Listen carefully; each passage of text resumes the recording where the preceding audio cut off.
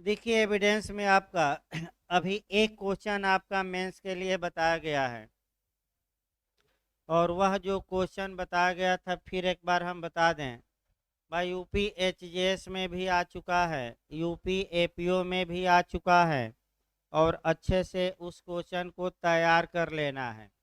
बिहार और UP APO में repeat करने का चांस है। क्वेश्चन जो कल हम बताए थे कि सिविल मामलों तथा क्रिमिनल मामलों में बर्डन ऑफ प्रूफ यानी कि सबूत के भार के नियमों में क्या अंतर है, इसका उल्लेख करिए। तो 7-8 अंतर बताया गया था, और वह अंतर भाई प्रयास करिए मेंस के लिए तैयार रखिए। इसके बाद आपका दूसरा मॉडल देखा जाए, जो एविडेंस में भाई बता दिया जाए नए लोगों को। सबसे पहले भाग 3 शुरू किया गया है, सबूत का पेश किया जाना और उसका प्रभाव, सेक्शन 101 से लेकर 167। ये इधर का भाग पहले हमने मेंस के लिए शुरू किया है। इसलिए शुरू किया गया है इधर का भाग क्योंकि शुरुआती दौर के सेक्शन खूब लोग पढ़ते हैं, और बाद वाले जो टेक्निकल क्वेश्चन आ रहे हैं वह थोड़ा कम लोग पढ़ते हैं। तो जहाँ से टेक्निकल क्वेश्चन आ रहा है और जहाँ आप कम पढ़ते हैं उसी को इस समय ज़्यादा पढ़िए, क्योंकि इधर से इस समय ज़्यादा क्वेश्चन आ रहे हैं। आप देखिए जाकर एपीओ का, तो 167 से भी आ चुका है, 162 से स्मृति ताज़ा करना भी 159 आ चुका है, फिर आपका 165 आ चुका है, 154। यानी कि इधर की धाराओं से क्या हो रहा है, ज़्यादा क्वेश्चन इस समय जो ट्रेंड चल रहा है बन रहा है। तो आइए अब देखा जाए आपका बर्डन ऑफ प्रूफ के बारे में क्वेश्चन बना लिया जाए मॉडल, तब लेक्चर दिया जाए। सबूत के भार से आप क्या समझते हैं, इसकी अपवादों सहित उल्लेख करिए। पहला क्वेश्चन आपका ये बना, यानी कि बर्डन ऑफ प्रूफ या सबूत के भार से आप क्या समझते हैं, इसकी अपवादों सहित व्याख्या करिए। अगर ऐसा क्वेश्चन आता है तो आप 101 से लेकर 114 ए तक पूरा लिखेंगे। अब आप ही सोचिए, अगर ऐसा बड़ा क्वेश्चन आ गया और सेक्शन 101 से लेकर 114 ए तक लिखना हुआ, तो सबसे अच्छा तरीका है कि आपका सभी धाराओं का बेयर एक्ट न लिखिए, क्योंकि बेयर एक्ट लिखने में कई पेज लग जाएंगे। तो सभी धाराओं का जो सार होता है वहीं लिखना है, यानी कि मुख्य मुख्य बातें। अगर आप 4-4 5-5 लाइन भी लिखते हैं तो 3 पेज चला जाएगा, 4 पेज क्वेश्चन। अब पूरी धारा लिखते हैं तो 10 पेज भी चला जा सकता है। तो ऐसा क्वेश्चन आए तो सार लिखना है सभी धाराओं का।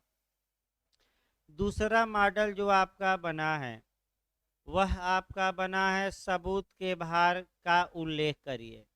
तो जब सबूत का भार या बर्डन ऑफ प्रूफ पूछे तो 101 से लेकर 105 तक केवल लिखिएगा, आगे ना बढ़िएगा। यानी कि 101 से लेकर कहाँ तक लिखना है, आपका 105 तक। एक बार जो क्वेश्चन आपका बनता है, बना भी है, वह अलग से सेक्शन 105 पर बना है कि यदि अभियुक्त अपना बचाव लेना चाहता है आपका अपवादों का, तो इस मामले में सबूत का भार किस पर होगा, इस बात का उल्लेख करिए, व्याख्या करिए। तो इसमें सभी धाराएं न लिखकर केवल एक सेक्शन लिखना पड़ेगा, 105। और 105 में जो नियम और 3-4 केस रहेंगे उसको अलग से याद करना है, यानी कि व्यापक रूप से उसको अलग से मॉडल बनाकर याद रखना है। तो आइए क्वेश्चन अब शुरू किया जाए। क्वेश्चन आपका है सबूत के भार से आप क्या समझते हैं, इसका उल्लेख करिए। जब भी आप सबूत का भार या बर्डन ऑफ प्रूफ लिखिए तो भूमिका 3-4 लाइन जरूर डाल दीजिएगा। देखिए भूमिका कैसे आपको डालनी है। सबूत के भार के विषय में भारतीय साक्ष्य अधिनियम 1872 के अध्याय 7 में आपका एक धारा 101 से लेकर 114 ए तक प्रावधान किया गया है। ये भूमिका जरूर लिखिएगा, ये 2 लाइन। उसके बाद लिखिएगा कि धारा 101 से लेकर 105 तक सबूत के भार के विषय में जनरल रूल सामान्य नियम बताया गया है, जबकि 106 से लेकर 114 ए तक में इसके अपवादों का उल्लेख किया गया है। ये आप भूमिका में एक लाइन जरूर कंसेप्चुअल जो क्वेश्चन है ये लिख देंगे और उसके बाद 101 से शुरू कर देंगे। इसके बाद भूमिका नहीं बांधनी है, यानी कि इसके बाद आने की ये जो हमने बताया, हमें लगता है 4 से 5 लाइन में ये जो कंसेप्ट हमने बताया ये आप लिख देंगे। उसके बाद आपका 101 से शुरू कर देना है और आपका 101 से शुरू करते हुए आपका सिद्धांत, इसके बाद दृष्टांत कुछ इत्यादि को लिखते हुए आगे बढ़ना है।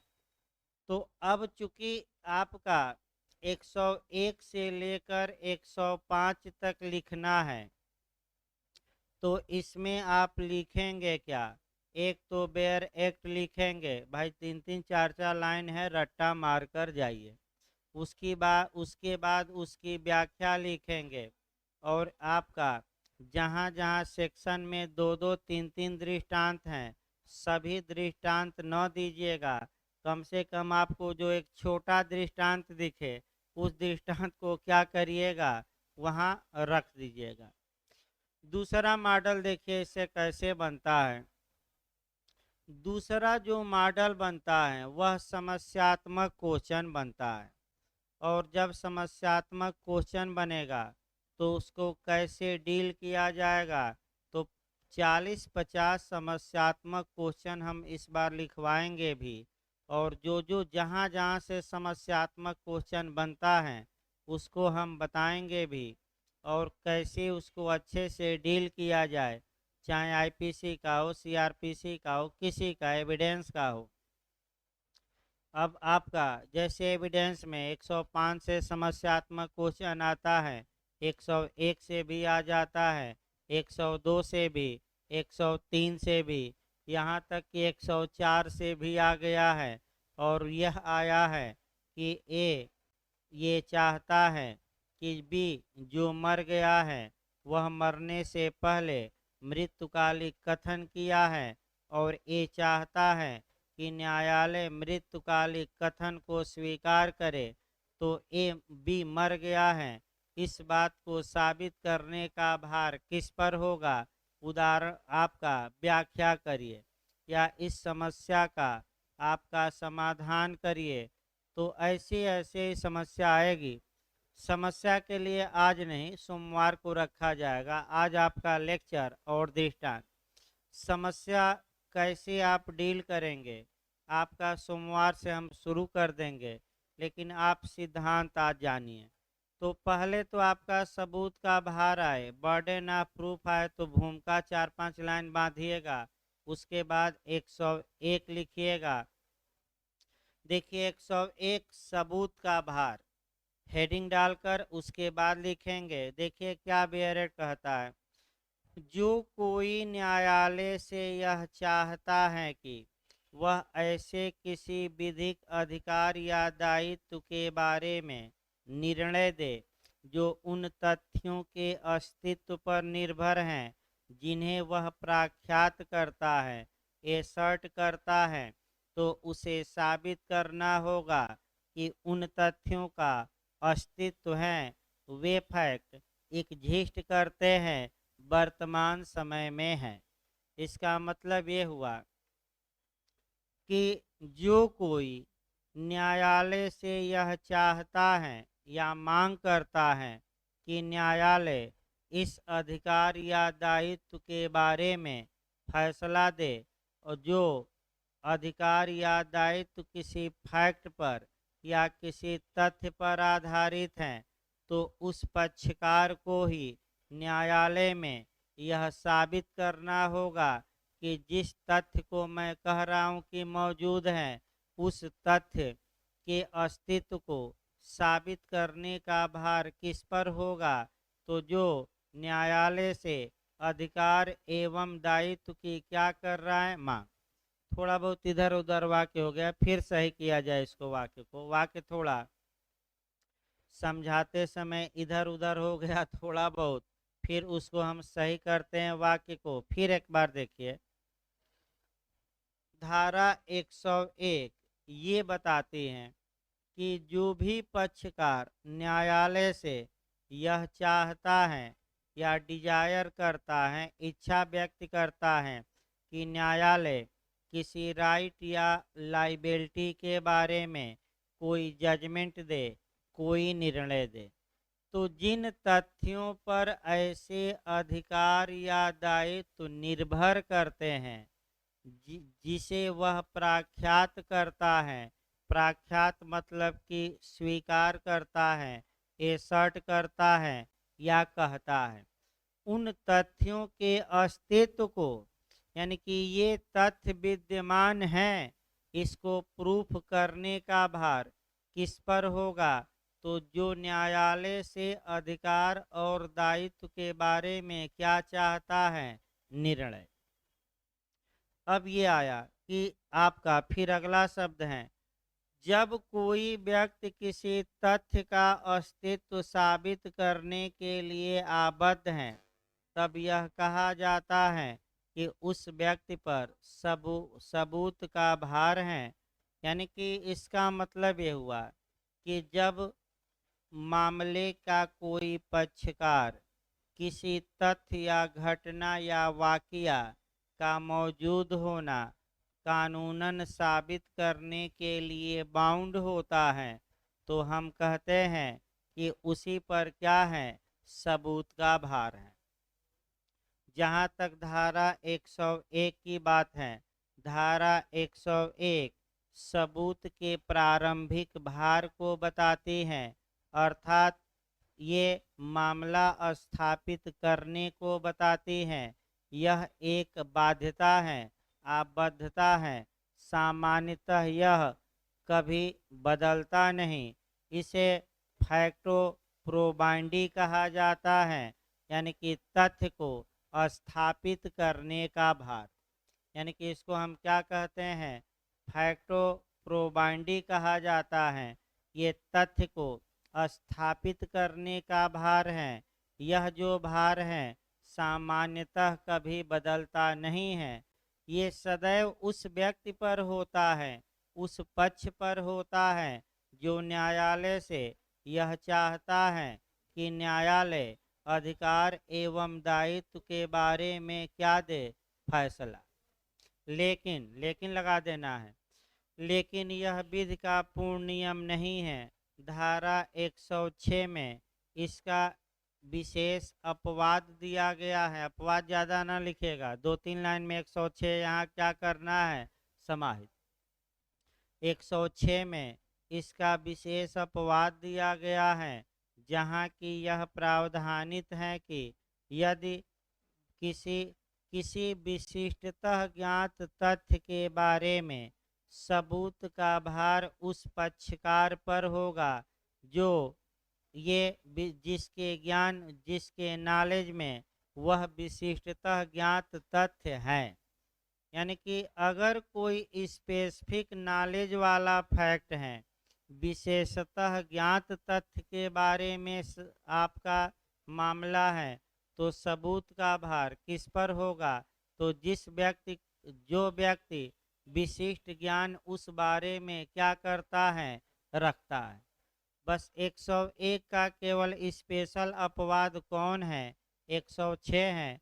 106 में रेस एप्सालाक्विटर, यानी कि प्रत्यक्षम किम प्रमाणम, घटना स्वयं बोलती है, घटना अपनी कहानी स्वयं कहती है। यानी कि प्रत्यक्ष को प्रमाण की आवश्यकता नहीं होती। धारा 106 इस सिद्धांत पर क्या है आधारित। अब फिर बैक होइए 101 में, फिर बैक हो आ जाए। 101 में कम से कम एक दृष्टांत आप लिखिएगा, और वह दृष्टांत आपका ये है कि कौन न्यायालय से चाहता है कि वह ख को उस अपराध के लिए दंडित करने का निर्णय दे जिसके बारे में क कहता है कि वह ख ने किया। अब दूसरे भाषा में देखिए, ये न्यायालय से मांग करता है कि हजूर बी ने यह अपराध किया है, अतः आप बी को दोषी ठहराइए इस अपराध के लिए। तो यहाँ 101 के तहत सबूत का भार किस पर होगा, यानी कि किसको ये न्यायालय में प्रूफ करना पड़ेगा कि बी ने वह अपराध किया है, तो ए को, क्योंकि ए ही न्यायालय से क्या कर रहा है, अधिकार या दायित्व की क्या कर रहा है, मांग। अब एक उदाहरण दूसरा देखिए समझने के लिए। ए कहता है कि हजूर बी ने घर में चोरी की है, अतः बी को आप चोरी के लिए दंडित करिए। तो जो चोरी के एसेंशियल एलिमेंट हैं, कितने एलिमेंट हैं, 5, उनको प्रूफ करने का दायित्व किस पर होगा, ए पर। ये किस धारा में होगा, 101। तो अब आइए, सामान्यतः माने जो क्रिमिनल मामले होते हैं उसमें सबूत का जो प्रारंभिक भार होता है 101 के तहत, वह आपका अभियोजन पर होता है, और सिविल मामलों में सामान्यतः वादी पर होता है। ये 101 की रचना क्यों की गई, अगर समय रहे तो इसका जुरिस्प्रूडेंशियल बेस लिखिएगा, और न समय रहे तो ऐसे ही निकल जाइएगा। यानी कि अगर आपके पास समय है तो 101 का जुरिस्प्रूडेंशियल बेस क्या है, और एक दो मैक्सिम समाहित करिएगा। देखिए आपका प्री नहीं है कि छोड़ देंगे, जुरिस्प्रूडेंशियल बेस लिखना ही होगा, भले ही दो दिखाइए। धारा 101 का सिद्धांत आपका या नियम निम्नलिखित तर्कों पर आधारित है, या ये भी लिख सकते हैं कि इसका विधिशास्त्रीय आधार निम्नलिखित है। अब क्या क्या है, किसी बात का सकारात्मक पक्ष साबित करना नकारात्मक पक्ष साबित करने की अपेक्षा आसान होता है। इसका मतलब ये हुआ कि अगर कोई बात है, कोई तथ्य है, तो आपका उसका सकारात्मक पहलू और नकारात्मक पहलू। अब चोरी का ही अपराध लीजिए, चोरी के अपराध में सकारात्मक पहलू ये हैं कि ए इस बात को साबित करे कि बी ने चोरी का अपराध किया। इस बात को प्रूफ करना क्या है, आसान। अब नकारात्मक पहलू, अभियुक्त को ये कहा जाए कि अभियुक्त ने चोरी नहीं किया, ये निगेटिव पहलू है, और इसको थोड़ा साबित करना आसान होता है कि कठिन। कठिन। दूसरा देखिए, सबूत का जो प्रारंभिक भार होता है, यानी कि मामले को स्थापित करने का भार, यह चूंकि एक आबद्धता है, भाई आबद्धता है, बाउंड है व्यक्ति, आबद्धता है, और आबद्धता इसलिए बनाई गई है कि जो व्यक्ति न्यायालय से अधिकार एवं दायित्व की मांग कर रहा है कि न्यायालय इस पर निर्णय दे, वह सामान्यतः गलत लांछन न लगाए, क्योंकि अगर फर्जी लांछन लगाता है तो ऐसी दशा में वह अपनी बात को न्यायालय में साबित नहीं कर पाएगा। यानी कि अगर ए बी पर चोरी का इल्ज़ाम लगाया है, झूठा इल्ज़ाम लगाया है, तो सामान्यतः ए द्वारा इस झूठे इल्ज़ाम को साबित करना क्या होता है, मुश्किल। यानी कि गलत लांछन न लगाया जाए, इसीलिए जो व्यक्ति अधिकार की मांग कर रहा है सबूत का प्रारंभिक भार किस पर होता है, उसी पर। अगला, वादी को या अभियोजन को अपने पैरों पर खड़ा होना चाहिए, यानी कि plaintiff must be stand his leg, यानी कि इसका मतलब ये हुआ कि अभियोजन को या वादी को अपने पैर पर खड़ा होना चाहिए, विपक्षी की कमजोरी का वह सहारा न ले। इन आधारों पर, इन तर्कों के कारण 101 की क्या की गई है, रचना। अब 102 आ जाइए। अब 102 से थोड़ा छोटा छोटा आएगा। 102, सबूत का भार किस पर होता है, किस पर लाई करता है। तो पहले बेयर एक्ट देखिएगा 102 का, और तब आपका इसकी थोड़ा बहुत व्याख्या करिए। देखिए बेयर एक्ट की भाषा भाई, सबूत का भार किस पर होता है, तो किसी वाद या कार्यवाही में सबूत का भार, यहाँ जो सबूत का भार है वह प्रारंभिक भार नहीं है, यहाँ साबित करने का भार है। सबूत का भार, किसी वाद या कार्यवाही में सबूत का भार उस व्यक्ति पर होता है जो असफल हो जाएगा यदि दोनों में से किसी भी ओर से कोई साक्ष्य न दिया जाए। यानी कि एक धारा 102 में ऊनस प्रोबाइंडी का सिद्धांत समाहित है। ये साबित करने का भार होता है, ये सदैव बदलता रहता है। यह उस पक्षकार पर होगा जो असफल हो जाएगा अगर दोनों ओर से कोई साक्ष्य न आए, और ये हमेशा क्या होता रहता है, बदलता रहता है।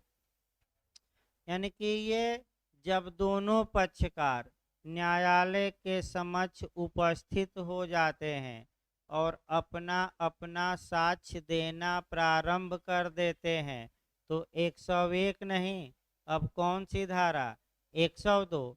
और इस कंडीशन में ये जो सबूत का भार किस पर होता है, इसका मतलब हुआ साबित करने का भार। यहाँ सबूत का प्रारंभिक भार नहीं है, यहाँ क्या है, तथ्य को साबित करने का भार। तो किसी तथ्य को साबित करने का भार किस पर होता है, तो जो असफल हो जाएगा यदि दोनों तरफ से कोई साक्ष्य आए कि न आए, न आए। एक मैं उदाहरण भी बताया था प्री में, और वह उदाहरण बताया था आपका, कह सकते हैं तराजू वाला। तराजू रख दिया गया, ए को कहा गया कि अपना साक्ष्य रखो, बी को कहा गया दूसरे पलड़े पर अपना साक्ष्य रखो।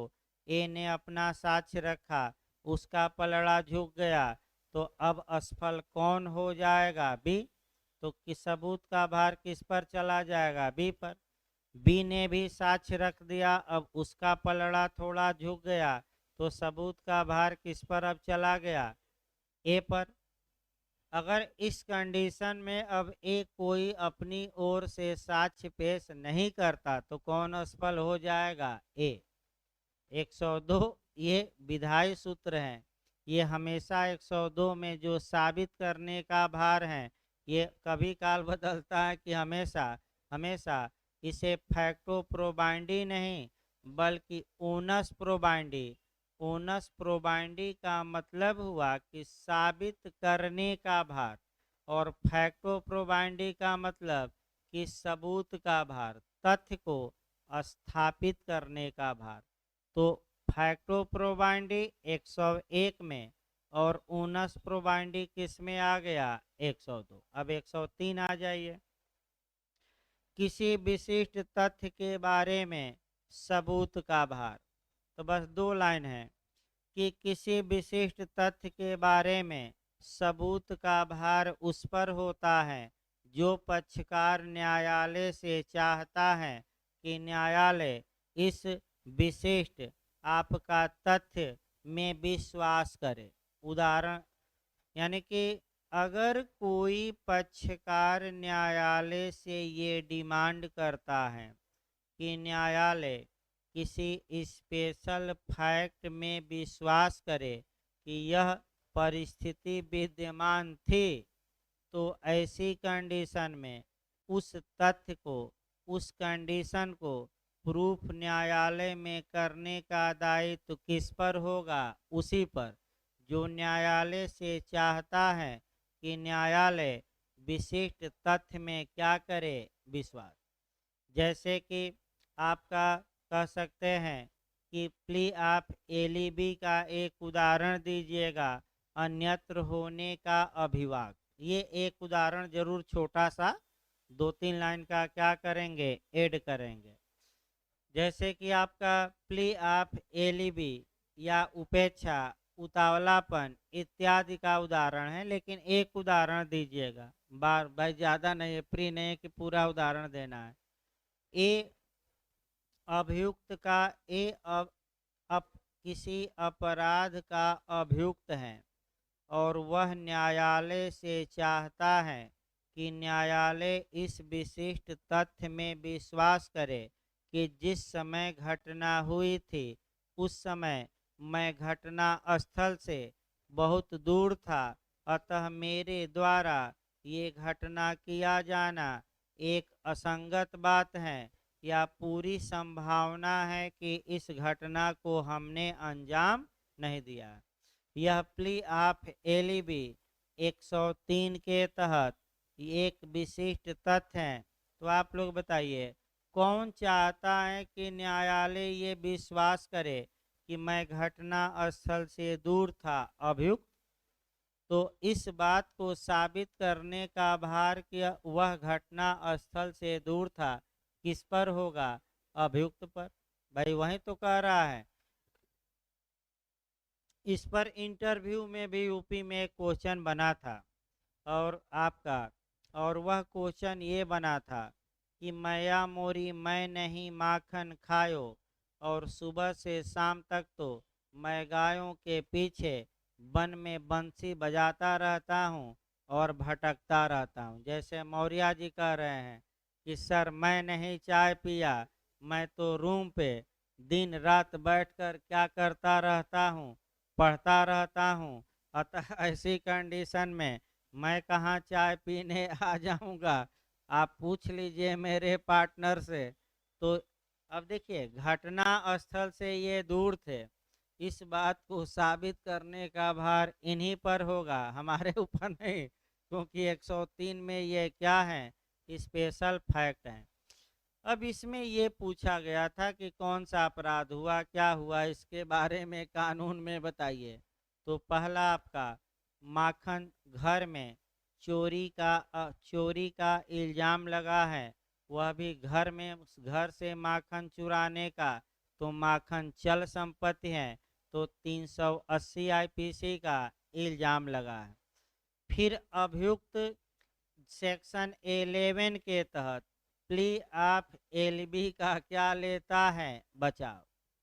प्ली ऑफ एलबी, तो प्ली ऑफ एलबी धारा 103 के तहत एक स्पेशल फैक्ट है, विशिष्ट तथ्य है, और इस बात को साबित करने का भार अभियुक्त पर होगा कि वह माखन चोरी नहीं किया है, क्योंकि जिस समय माखन चोरी का इल्जाम उस पर लगाया गया है उस समय वह घटना स्थल से क्या था? दूर था। और भाई आपका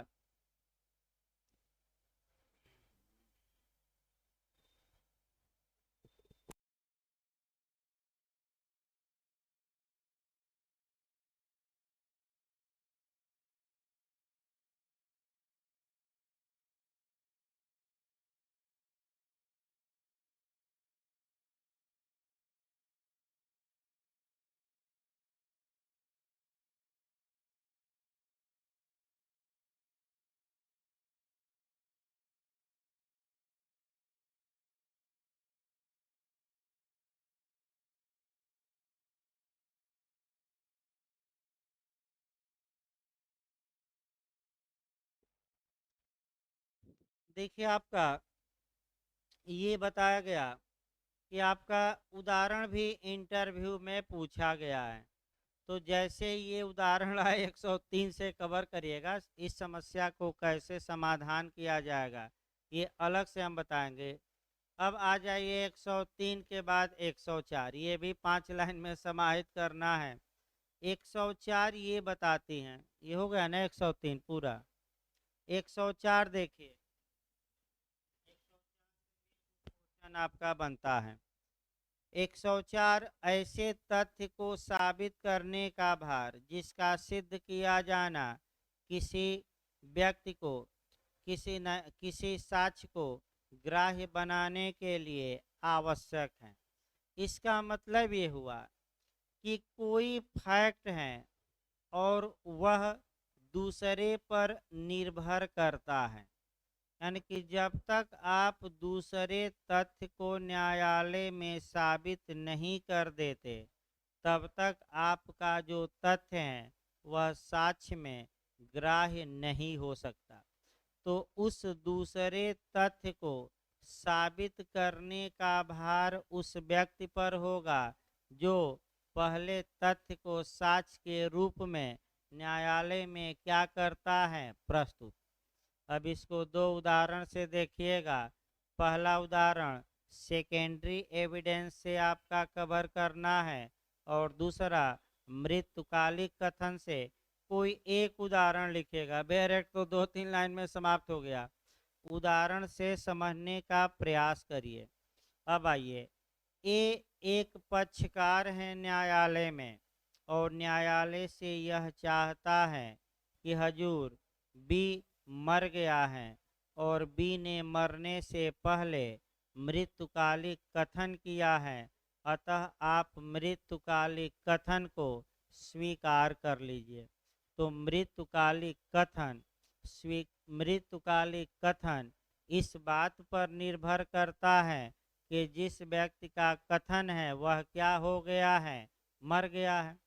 तो वह व्यक्ति मर गया है जिस व्यक्ति का कथन है, इस बात को न्यायालय में साबित करने का भार किस पर होगा, यही 104 बताती हैं।